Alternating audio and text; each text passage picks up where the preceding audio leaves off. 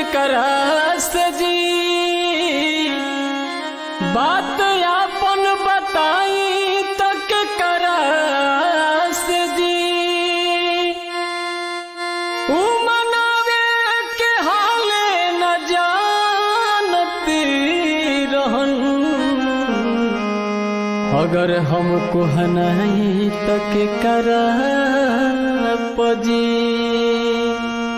रुसल तबे निक लगेला जब केहू मनावे वाला होखे।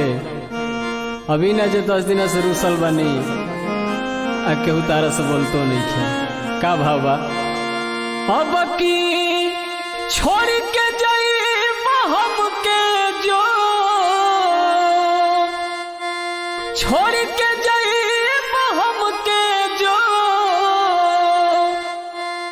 बहरवाए बलम जी हमरा के पेठा दोनोई हरवाए बलम जी हमरा के पेठा दोनोई हरवाए बलम जी।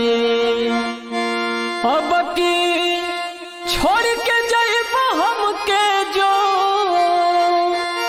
छोड़ के जाइब हम के जो बहरवाए बलम जी हमरा के पेठा दोनोई हरवाए बलम जी हमरा के पेठा दोनोई हरवाए बलम जी।